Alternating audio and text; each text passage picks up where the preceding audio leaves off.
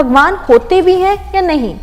कोई भी चीज अगर क्रिएटेड है तो उसका क्रिएटर भी होगा। In our life, we usually get into conflicts, disagreements on various problems. Various questions are there, and today I am going to clear some of the questions with Rana sir. Sir, we usually get one query that भगवान होते भी हैं या नहीं? So what's your take on this? Rashika, have you heard about the Ramayana? Yes sir. Okay, you might have heard about Gita also. Yeah, Fine. You might have heard about Guru Granth Sahib also. definitely. And you must have heard about the Bible also. Yes. Quran also. Yes. Japuji also. Yes. So may I ask you one question? What are all these books about? Spirituality, about God. About God, okay. तो अब इतनी किताबें होने के बाद भी अगर हम यही सवाल पूछेंगे कि does God exist, so I believe कि इससे ज्यादा स्टूपिड क्वेश्चन कोई नहीं होगा।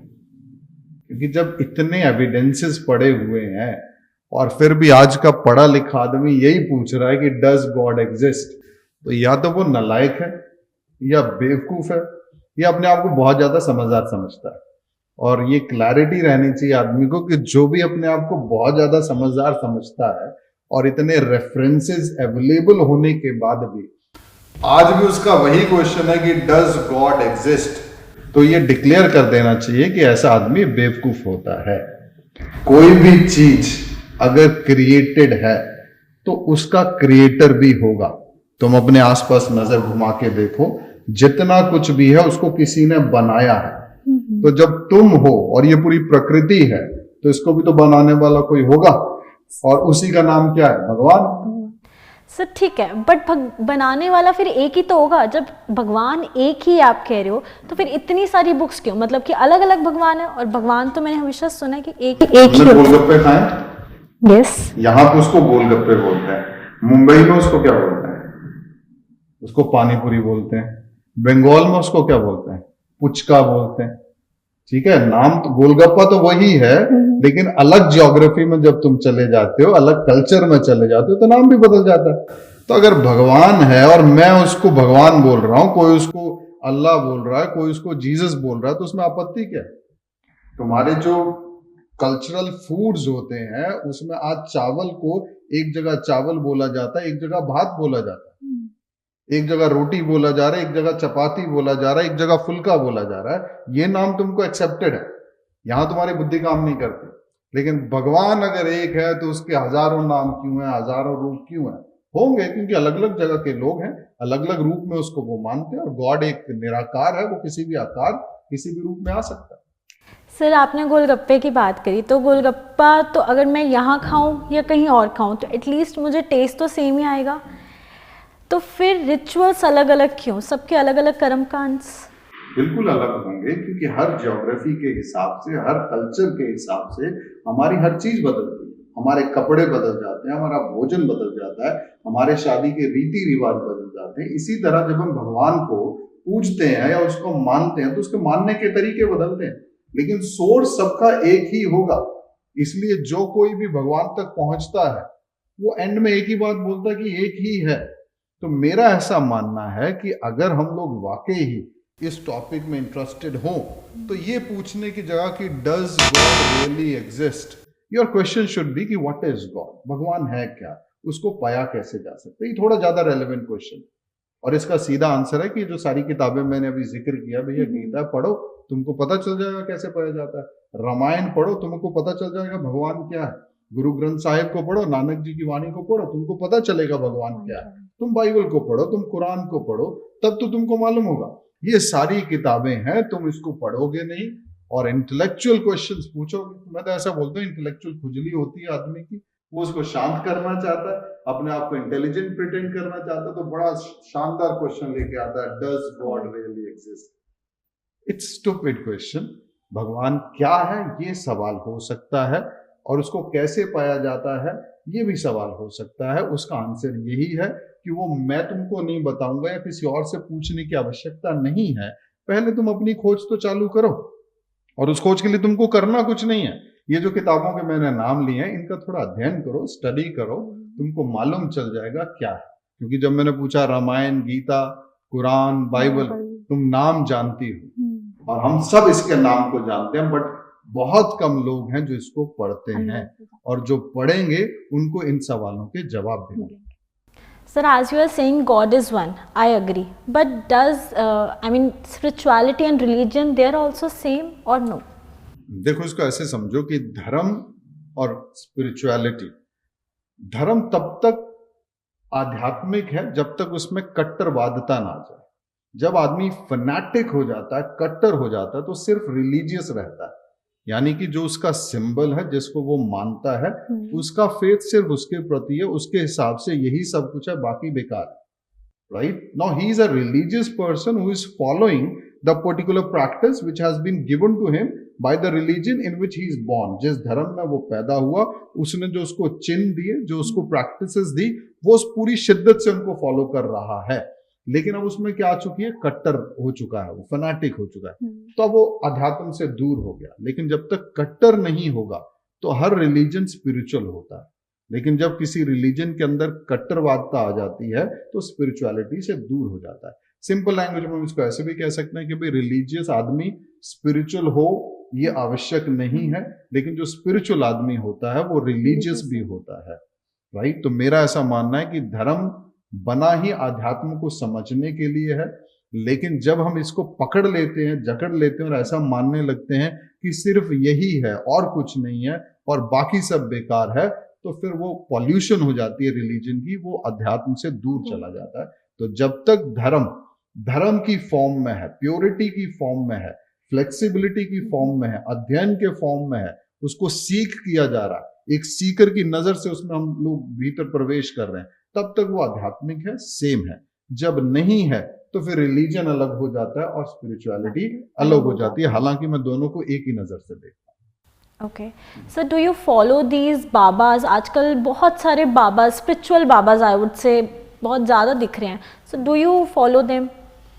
देखिए, सबका अपना अपना फेथ होता है, बट हमारे स्क्रिप्चर्स और हमारे मेंटोर्स हमको समय समय पर बताते हैं, और एक बहुत बड़ी उद्घोषणा जो उपनिषद ने भी की है, वेद ने भी की, और वो घोषणा ये है कि when the student is ready teacher appears.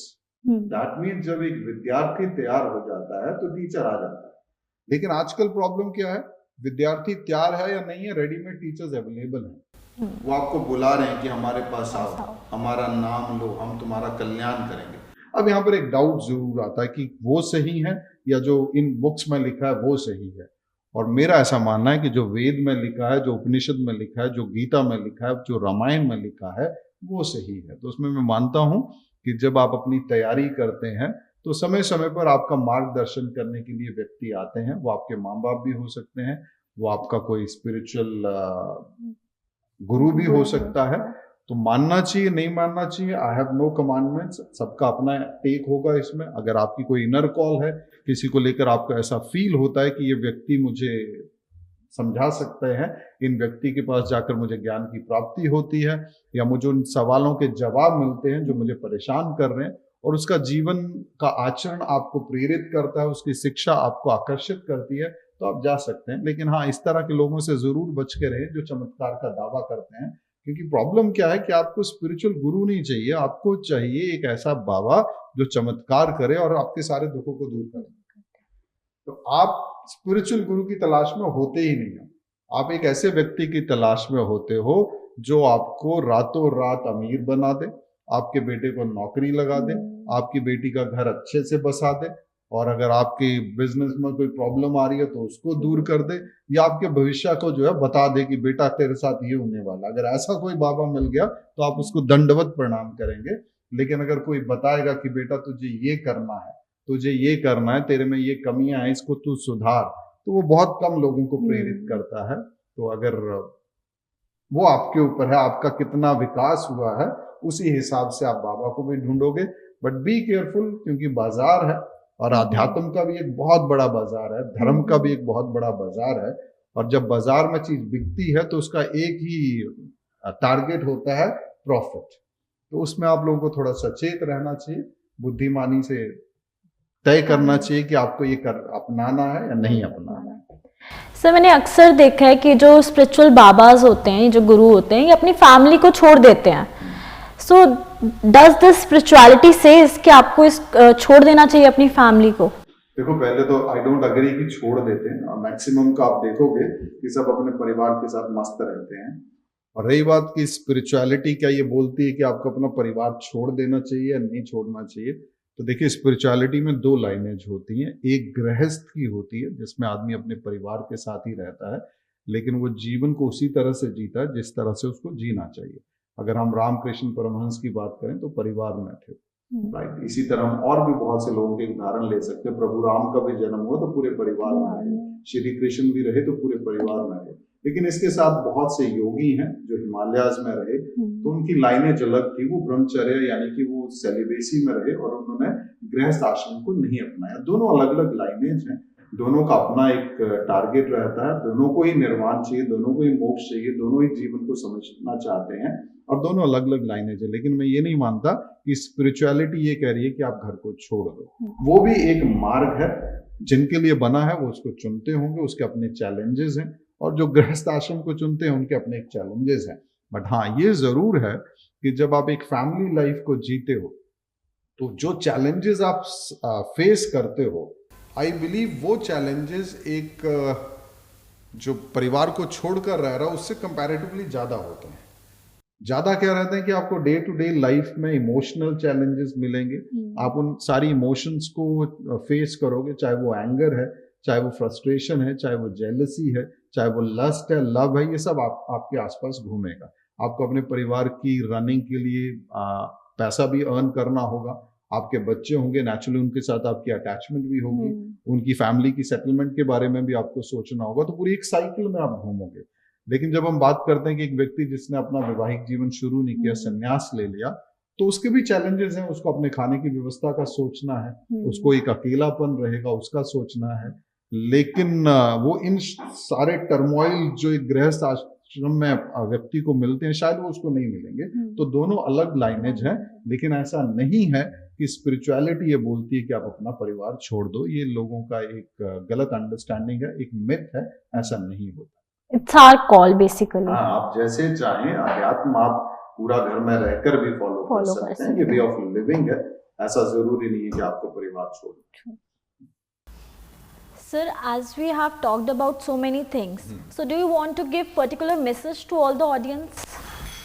See, message is simple. You have to live life dynamically, and if you want to live a dynamic life, it's very important for you to go to your core.